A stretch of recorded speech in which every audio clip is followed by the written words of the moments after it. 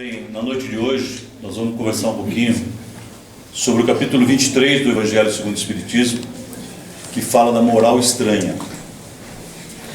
Eu vou ler um trecho aqui do texto, depois a gente conversa um pouco. Esse texto, essa passagem está em Lucas, no capítulo 14, versículos de 27 até 33.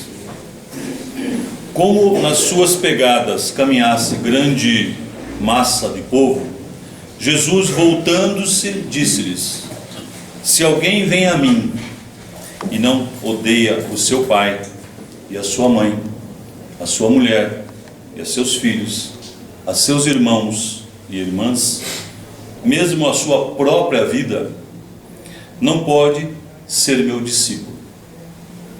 E quem quer que não carregue a sua cruz e me siga, não pode ser meu discípulo. Assim, aquele dentre vós que não renunciar a tudo o que tem, não pode ser meu discípulo. E nesse capítulo 23 tem algumas passagens de Jesus que são muito discutidas, né? E as pessoas dão diversas interpretações. Uma delas, então, ele diz: aquele que ama seu pai ou a sua mãe mais do que a mim, não é digno. Aquele que ama seu filho ou a sua filha mais do que a mim, de mim, não é digno. Mateus. Uma outra passagem que tem nesse capítulo: deixai pai, mãe, filhos. Todo aquele que tiver deixado por meu nome sua casa, seu pai, sua mãe, seus filhos, terá por herança a vida eterna. Pois tem mais uma passagem de Lucas que diz assim: Jesus, antes de segui-lo, permiti que eu enterre meu pai. Uma passagem que ele tem. E Jesus responde ao jovem: deixai aos mortos o cuidado de enterrar os seus mortos. E a última, que é uma passagem que está em Mateus, diz assim: não penseis que eu vim trazer a paz sobre a terra. Eu não vim trazer a paz, mas sim a espada. Se nós pegarmos esse texto, os textos do jeito que estão aqui, que são lidos, nós vamos ficar questionando assim: pô, mas Jesus, para mim Jesus era o cara, né? Ele é um cara que só falava de amor. Como é que ele fala o negócio de larga seu pai, larga sua mãe, pega a espada, né? Mas nós temos que buscar, e eu sempre gosto de colocar nesse ponto, que nós temos que buscar em que sociedade Jesus viveu, em que sociedade ele pregou, né? Jesus, a língua que ele falava era o aramaico. Os judeus, aonde ele caminhava e pregava, falavam hebraico. E os evangelhos que foram traduzidos foram escritos em grego. Então imaginem, né, como é que isso chegou nessa formatação. E tem um outro ponto: Jesus nunca escreveu nada. Você já viram alguma cartinha por aí escrita por Jesus? Não, né? Um lançamento mundial, o livro de Jesus? Não. Jesus só falava. E aqueles que o seguiam, um pouco mais letrados, anotavam algumas coisas. Então os primeiros evangelhos foram escritos 50 anos depois que ele desencarnou. E o evangelho mais novo, que é o de João, foi escrito 90 anos após Jesus ter desencarnado. Foi compilado e escrito como nós o conhecemos hoje. Bem, a linguagem que se falava naquela época era muito pobre, tinha poucas, não é como nosso idioma, a nossa linguagem hoje tem uma quantidade enorme de palavras, né? Tanto é que se a gente for buscar os nomes, vejam que a gente não tem muitos nomes diferentes, né? Tem muita Maria, tem muito Mateus. Então, assim, mesmo traduzindo, são poucos as variedades de nome que tinham naquela época. Bom, mas aí, para a gente entender então o que é que Jesus estava dizendo nessas 4 passagens, eu tenho que entender o povo, eu tenho que entender a época. Qual era a literatura? Se eu não for buscar os dados mais, parece uma coisa estranha, né? E Kardec foi muito feliz nesse capítulo, que ele colocou o capítulo como moral estranha. Por quê? Porque são passagens que, se você ficar só na letra, você acha que não foi Jesus que pode ter dito isso, mas tem um sentido para tudo isso. Bem,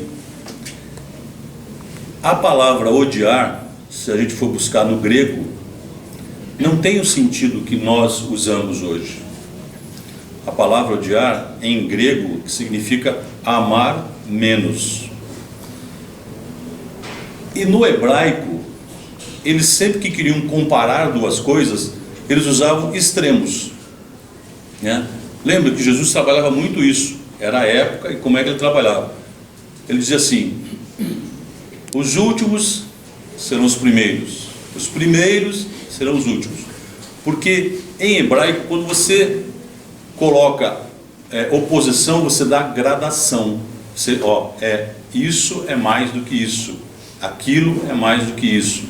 Então, quando ele fez essa comparação e colocar quem não amar a mim, né, ou quem não odiar os pais, pai e mãe, ele quer dizer o seguinte, quem não amar menos a pai e mãe do que ama a Deus, não é digno de ser meu discípulo. Por quê? Porque nós vamos nos reportar aos 2 mandamentos que Jesus nos ensinou basicamente. O primeiro, ama a Deus acima de todas as coisas. E o segundo, o próximo como a ti mesmo. Então é isso que a gente vai... Mas só que se a gente começar a falar muito em aramaico, hebraico, fica uma coisa muito longe para a gente, né?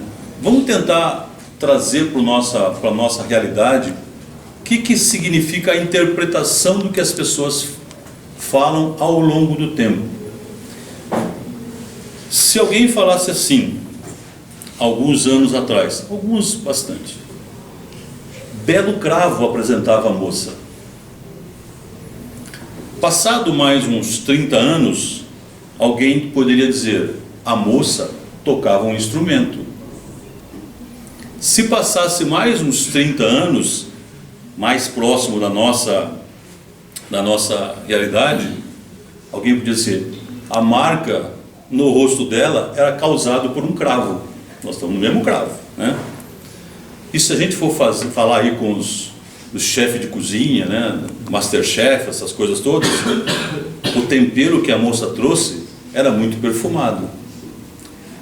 Nós estamos falando, lá atrás, quem disse a primeira palavra e falou em cravo, estava falando de um instrumento musical, né? Existia um instrumento musical, existe ainda, que chama cravo. Ele tem até uma musicalidade bem mais, assim, forte, né? Mas se, pensem bem, quem pegou essa frase lá atrás, né, e pegasse a frase só, belo cravo apresentava a moça, pegasse lá e trouxesse para o dia de hoje, alguém podia ler isso e falar assim, nossa, ela tinha um cravo horroroso na testa, né, no rosto. Então, isso é que aconteceu com muitas das passagens de Jesus. Mas vamos lá. Se eu falasse aqui, essa é da grife do varal, o que isso quer dizer para nós? Essa é da grife do varal. Alguém podia traduzir isso e dizer o seguinte, isso é uma marca de roupa nova que tem aí, varal, né? Inclusive aparece nos desfiles aí de modas, tudo mais. Esse termo, essa é da grife do varal, quer dizer o seguinte, esse é um termo que se usa muito no Nordeste, diz o seguinte, roupa roubada. Roubam a roupa do varal, e quando o cara vê assim, essa é da grife do varal, né? É roupa roubada. Olha só como as interpretações dão um outro sentido para a palavra. Tem uma outra que diz, que eu acho muito boa, que diz assim, aconteceu uma linda tirana. O que isso quer dizer? Nós podemos pensar, era uma rainha má, mas muito bonita, né?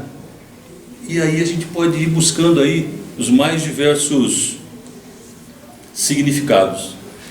Esse termo já vem lá do Rio Grande do Sul, que diz o seguinte: a tirana é uma cantiga e uma dança acompanhada de viola. Aconteceu uma linda tirana. Teve uma dança e uma música muito bonita acompanhada de viola. Só para a gente trazer para a nossa realidade como as palavras de Jesus, se nós formos na letra pura, nós podemos interpretá-la da maneira errada. E é importante que Jesus, que a gente busque nas palavras de Jesus, não o sentido frio da palavra, mas sim o sentimento que essa palavra traz para a nossa vida, para o nosso crescimento espiritual. Então, quando a gente for buscar, né, toda vez que for buscar passagens de Jesus, eu tenho que buscar sobre a ótica espiritual. Jesus falava ao Espírito. Jesus não falava da matéria. E as palavras dele são interpretadas da maneira tão... que tem uma passagem, uma das 7 frases que Jesus disse quando estava na cruz, uma das 7 frases, e que as pessoas interpretam das mais diferentes maneiras, é: Pai, por que me abandonaste? E as pessoas dizem isso achando que Jesus, nesse momento, se comportou como nós, né? Está vendo? Até Jesus achou que Deus tinha abandonado ele. Por que eu não posso achar que Deus me abandonou em algum momento da minha vida? E ele não estava dizendo isso. Jesus, naquele momento, estava recitando o Salmo 22. Aliás, desde o momento que ele foi preso até o momento final, Jesus recitou 30 salmos. E quando a gente estuda os salmos, se a gente for buscar na origem, eles eram cantados. E todos eles tinham um significado muito grande para aquele povo, para aquela cultura daquela época. Mas se eu pegar só a frase do jeito que pega hoje, eu já vi as mais diversas interpretações para essa passagem de Jesus. Jesus ficou com medo, ele simplesmente estava recitando salmos para que as pessoas pensassem sobre aquilo que estava acontecendo naquele momento na vida de todo mundo. Bom, Jesus, aonde ele caminhava uma multidão atrás dele. As pessoas queriam conhecê-lo, queriam tocar em Jesus. Inclusive um dos encontros, quando ele encontra Pedro, ou quando Pedro encontra Jesus, aconteceu também numa passagem dessa. Pedro, todo mundo acha que Jesus passou um dia na praia e falou para o Pedro: Pedrão, vem comigo, vamos ser pescadores de alma. Pedro era um homem rude, Pedro era um pescador, um homem simples, não tinha cultura. Você acha que ia chegar um cara lá e ia falar assim: Pedrão, vamos comigo? E ele ia? Não, Mas se falava muito de Pedro, falava muito de Jesus. E Pedro era muito desconfiado. Pedro era casado, tinha filhos, mas ele era muito desconfiado porque naquela época apareciam muitos profetas contando milagres, falando um monte de coisa. E aí chegou até o ouvido dele também essa história que um profeta estava na região falando, a todos. Até foi o irmão de Pedro o irmão de Pedro era um cara ligado em todas as novidades. Tudo que era novidade ele sabia e ia contar. E Pedro falou assim: não, esse é mais um. Mas aí muitas pessoas começaram a falar. E Pedro então, eu vou lá ver, vou ouvir esse cara, E ele sai de madrugada, um dia muito de manhã, antes que as pessoas acordem, para ninguém criticá-lo, ele queria sair escondido. Olha, eu fui ver, não quero que ninguém veja. Quando começa a raiar o sol, e Jesus sobe na pedra para falar com o povo, Pedro vê que tem um monte de gente ali. E Jesus fala então da vida espiritual, do reino de Deus, do amor. Pedro acha estranho aquelas colocações, porque não era isso que os outros falavam. Os outros vinham e falavam, prometiam que iam fazer milagres, que iam profetizar sobre o futuro, e Jesus não prometia nada.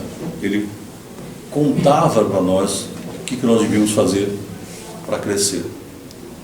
E nesse dia, atrás de Pedro, tinha uma mulher com uma criança, e essa criança, um bebê, uma menina que era cega, e todo mundo queria gritar e pedia para Jesus, porque todo mundo sabia dos acontecimentos.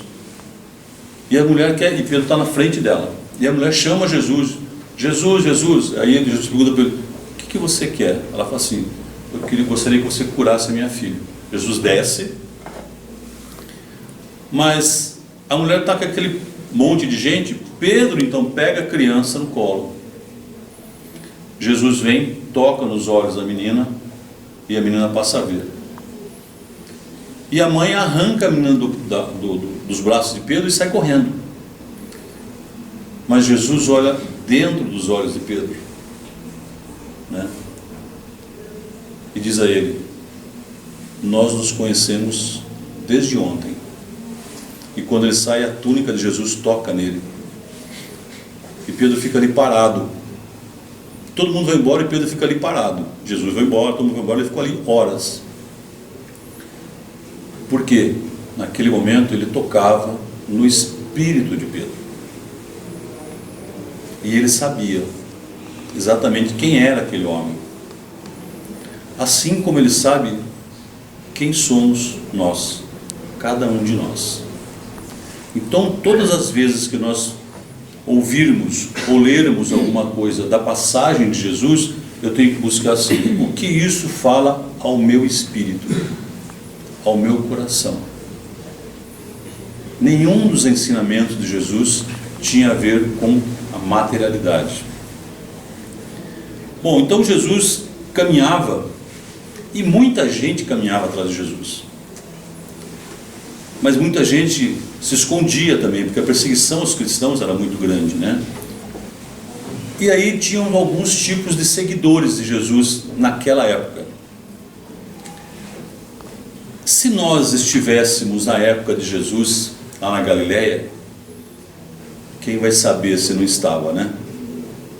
Eu sempre me preocupo muito em falar isso, porque todas as pessoas que dizem que fizeram regressão, que alguém viu na vida anterior, ou foi rainha, ou foi rei, ou foi um general, né? Na época de Jesus não tinha prostituta, não tinha pobre, não tinha nada disso, né? Ninguém, todo mundo foi a nata da sociedade na época de Jesus. Eu nunca vi alguém vir e falar assim, eu fiz uma regressão, você não sabe como é que eu era ruim, matei tanto. Não, todo mundo, né? Não sei por que está encarnado novamente aqui, se foi tão bom assim, né? Mas um dia a gente vai descobrir. Bem, naquela época caminhavam atrás de Jesus discípulos e os apóstolos. Mas qual a diferença entre discípulo e apóstolo? Discípulo é aquele que ouve a mensagem do mestre, ou do professor, ou de alguém que está ensinando, se interessa e passa a acompanhá-lo. Apóstolo é aquele que já foi enviado para multiplicar esta mensagem, para expandir essa mensagem. O apóstolo, ele vivencia o ensinamento, ele compreende, busca compreensão até dos momentos de sofrimento. O discípulo, hoje ele segue, mas daqui a pouco, se alguém começar a falar mais bonito do lado de cá, ele já segue outro. Só para a gente pensar, será que nós somos discípulos ou somos apóstolos? Pode ser que aquelas pessoas que fizeram a regressão e eram o top da sociedade já se considerem apóstolos hoje, né? E aliás, tem algumas pessoas no nosso mundo encarnado hoje que se dizem apóstolos, entendendo que apóstolo é enviado por Deus para divulgar a palavra de Jesus. Bem, mas naquela época seguiu Jesus os curiosos. Muita gente era curioso, muita gente queria saber quem era aquele cara, quem é aquele homem que fala, que diz que faz milagres, que fala de um reino, né? Mas o que são os curiosos? Curiosos são aqueles que se sentem atraídos por Jesus. Não, aliás, não se sentem atraídos por Jesus, mas sim pelo movimento causado por ele, né? Por aquele povão. Então assim, Mas isso só acontece na época de Jesus, né? Hoje em dia não acontece mais isso, né? A gente não segue nada porque tem um monte de gente que segue, né? A gente sempre se separa, né? Será que é assim hoje em dia? Ou será que quando começa um movimento e todo mundo diz que isso é muito bom, isso é maravilhoso, daqui a pouco eu estou junto? Mas na época de Jesus tinham esses curiosos. Eles não seguiam Jesus, eles não procuravam andar nos passos de Jesus, mas sim seguir a sua caminhada. E tem uma diferença muito grande nisso. Às vezes nós nos comportamos assim porque nós achamos bonitos dizer que somos cristãos. É bonito, né? A sociedade, né? Você é cristão, o cara é cristão, né? Então, eu ainda não estou andando nos passos de Jesus, só estou acompanhando a caminhada. Se para mim é importante dizer só que sou cristão. Bom, então tinha os curiosos que seguiam Jesus, tinha os necessitados que seguiam Jesus. É aquele que acha que precisa de alguma coisa e acha que Jesus vai resolver todos os problemas da vida dele. Todos os meus problemas eu vou colocar na mão de Jesus. Eles só aparecem quando estão com algum problema. Se nós trouxermos hoje de novo para a nossa sociedade, para a nossa vivência, sabe que algumas vezes nós não nos comportamos assim? Eu estou com algum problema sério, aí a coisa começa a apertar, eu vou procurar um centro, vou lá no centro espírita, aí passa na orientação, as pessoas dão um tratamento, né? Faz o tratamento, acabou o tratamento, deu uma melhorada, volta a fazer tudo o que estava fazendo antes. Aí começa a ter problemas de novo e diz assim: eu vou em outro centro, aquele não funciona. Aí um amigo falou assim: olha, eu conheço um que é bom, hein? Mas é bom mesmo. Você vai lá, olha, já vi acontecer coisa que até Deus duvida. Deus não duvida de nada no centro espírita. Começamos por aí. Então, vejam, seguiam Jesus os curiosos, os necessitados.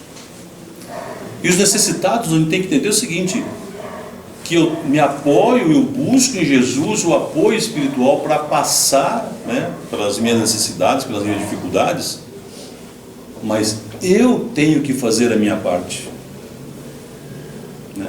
Não é simplesmente falar assim: ó Deus, fazer desse corpinho um cara rico, bonito, né? Não é assim, né? Eu tenho que fazer alguma coisa. Coloca comida na minha mesa, eu tenho que fazer alguma coisa. Tem uma passagem de Jesus com um cego, que parecia um monte de gente andando, e o cego estava sentado do lado. Quando ele ouviu falar e começou aquele barulho, ele começa a gritar pelo nome de Jesus. E Jesus diz a ele assim: levanta e vem até mim. E as pessoas pediam: mas, ô Jesus, por que você não foi até lá no ceguinho? Tá lá, né? Por quê? Porque eu preciso buscar a Jesus quando eu preciso dele. Porque se eu ficar sentado à beira do caminho, ele vai passar, e eu vou ficar sentado à beira do caminho com os mesmos problemas. Aí tem um terceiro grupo que andava atrás de Jesus, que eram os críticos. Eles são muito conhecidos. Hoje em dia tem muito crítico por aí, não sei. Mas eles são o seguinte: eles sempre estão presentes nas reuniões, né, nos aglomerados, nas concentrações, nas orações. E aí eles ficam de olho assim: hoje eu vou lá no centro porque eu vou ouvir tal pessoa falar. Aí fica sentado pensando assim: olha o português desse cara, olha o que ele falou. Em vez de buscar a essência, buscar a aparência. E eu critico tudo. Mas eu estou falando de um centro, mas essa pessoa, ele se comporta assim em absolutamente tudo na vida dele. Ele participa de tudo. Tudo que você convidar, ele vai. Ele vai no teu casamento, ele vai no teu aniversário, ele vai em tudo. Mas ele vai falar que a coxinha estava fria, né? Que o bolo estava meio rançoso. Então, atrás de Jesus tinham esses também que caminhavam para criticar, para buscar uma pedrinha, para depois ver se destruía o ensinamento que ele fazia. Também atrás de Jesus andava um grupo que foi denominado os juízes. São os donos da verdade, sabem absolutamente tudo sobre a vida, e não é que eles julgam as pessoas, não, eles condenam as pessoas, nem julgam, já condenam. Será que na nossa vida, no nosso mundo atual, temos pessoas assim? Aqui nesta sala não tem ninguém, aqui todo mundo está espiritualmente elevado, mas a gente conhece pessoas lá fora, talvez, que julgam e condenam as pessoas com uma facilidade absurda. Às vezes olham histórias dentro, vê uma história na televisão e já rotulam, e já condenam. Não sabem a história de vida, não sabem por que a pessoa passou, não sabem por que a pessoa está ali. Não, mas essa pessoa é isso. Essa pessoa fez isso porque mora numa favela. Está vendo? Não tem gente que faz assim? Que rotula as pessoas? Ah, essa pessoa está sofrendo também? Você viu a vida que ele leva? Você não sabe nada da vida do outro. Você não sabe nada. Você está julgando. E atrás de Jesus andava um grupo assim também, que julgavam absolutamente todos. E tinha um último grupo, que é o seguinte: são aqueles que têm fé, mas aquela fé inabalável. E a palavra fé vem de fidelidade, né? Esses são poucos. Esses são aqueles que já se desenvolveram espiritualmente, e mesmo quando a vida nos dá um chacoalhão, a gente busca entender o porquê daquilo. Lembrando de Pedro, tem uma passagem do barco que muitos conhecem, que Pedro e os companheiros estavam no barco e Jesus estava à margem, Jesus vem caminhando sobre a água. E Pedro olha aquilo e fala: vixe, como é que esse homem está fazendo isso? Jesus, posso ir até aí? Jesus falou: venha, Pedro. Pedro desce do barco, começa a dar alguns passos e fala assim: peraí, mas isso não é possível. E acontece o quê? Afundou. Aí Jesus vai lá, pega pelo braço e o tira e fala com ele: homem de pouca fé. Às vezes nós nos comportamos como Pedro. Estamos num barquinho tranquilo, a vida está indo bem, tudo bem, né? De repente vem um vendaval, vem uma onda maior, vira o nosso barquinho, e é nesse momento que eu tenho que dizer: tenho fé ou não tenho fé? Quando eu perco um ente querido, quando eu passo por uma dificuldade muito grande, eu posso, minha fé pode me ajudar a levantar, porque é a fé em Jesus que me tira do precipício, me tira do buraco, me tira do afundar, para eu continuar. Bem, se nós somos um desses 5 grupos, fica para cada um pensar. Mas ainda hoje, esses 5 grupos seguem a Jesus. Aonde a gente está é para cada um pensar. Mas sabe o que é interessante? Às vezes nós estamos em um, depois estamos em outro, às vezes estamos em outro, mas o grupo menor sempre é o grupo da fé. Porque muitas vezes a gente diz que tem fé, mas no momento que fica assim, eu falo assim: Deus, por que comigo? Por que com a minha família? Eu questiono a Deus. Onde foi tua fé? Não está no grupo da fé. Domingo passado, eu estava estudando um pouco, lendo um pouco de coisa. Aí passou uma reportagem, já era 00:30, no SBT Repórter. E eu vou contar para vocês essa história. Um casal jovem, ele deve ter seus 20 e poucos anos, ela deve ter seus 17 anos, moram numa favela em São Vicente, num barraquinho feio, tudo cheio de umidade. Ela teve um bebê, uma menina, que nasceu com microcefalia. E o repórter foi lá conversar com eles. E o repórter, porque assim, é uma situação extrema. A bebê está com 6 meses. A bebê chora ininterruptamente. Chora todas as horas do dia e da noite, por conta do problema que ela tem. Então tem uma série de coisas, tratamento. E aí a moça, narrando que ela tem que levar o bebê para físio, para tudo mais, ela tem que pegar um ônibus e ir até Santos, na clínica. E ela conta que várias vezes as pessoas dentro do ônibus apontaram para ela e falaram assim: por que você não dá o peito para essa menina para ela parar de gritar, que chorar aqui dentro do ônibus? Teve um outro dia que o marido dela disse o seguinte, que falaram para ele: eu acho que isso aí devia ser denunciado no conselho tutelar, porque isso deve ser maltrato nessa menina. Olha como nós julgamos, nós condenamos, não sabemos nem a história das pessoas. E o repórter pergunta para ela então: escuta, mas você não pensou em tirar o bebê, em abortar, quando você soube que você ia ter uma filha com microcefalia, você não pensou em abortar essa menina?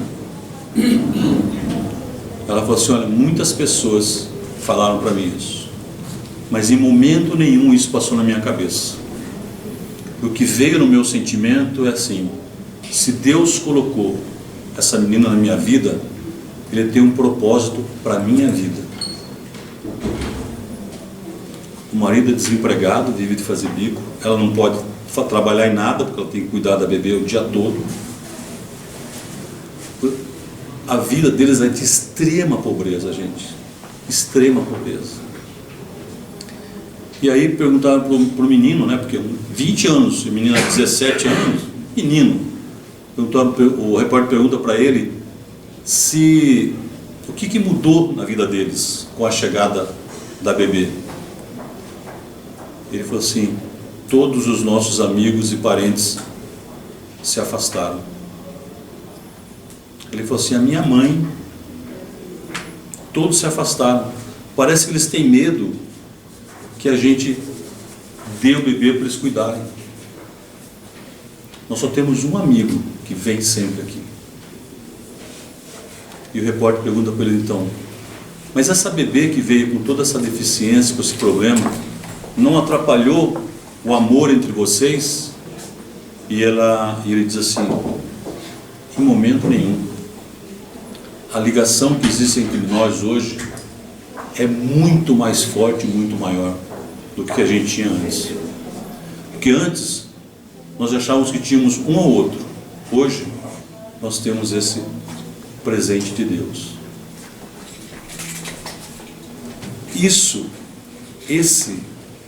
Essa história desse casal é exatamente o viver o Evangelho de Jesus, não se importando com a letra do ensinamento, mas com o sentimento do ensinamento. Eles optaram por caminhar pelos passos de Jesus e não segui-lo na caminhada somente. E é disso que Jesus nos fala, é disso que o Evangelho nessa passagem nos fala. Buscar nas palavras de Jesus o sentimento. Porque é isso que vai trazer aprendizado espiritual para nós. Então eu gostaria de deixar para a gente pensar, para a gente refletir, como é que eu estou nesta minha caminhada hoje. Eu sigo os passos do Mestre ou optei por caminhar por onde Jesus caminhava? Entendendo que seguir os passos do Mestre é estar muito próximo dele, é ser cristão na essência do que seja a palavra, é vivenciar os ensinamentos de Jesus. Caminhar pelos caminhos de Jesus é caminhar dizendo: eu sou cristão, eu sou católico, sou evangélico, sou espírita. Isso não importa nada para o mundo espiritual, para o teu crescimento espiritual. O que importa é a vivência, é você viver os passos que Jesus viveu, da melhor maneira que isso possa ser possível, vivenciando os ensinamentos de Jesus: amor ao próximo, perdão, paciência, tolerância. Porque todos nós buscamos, queremos, oramos por paz, não é isso? Em nossas vidas, em todo lugar. Mas nós somos a semente disso. O que é que eu estou mandando? Então, minhas irmãs e meus irmãos,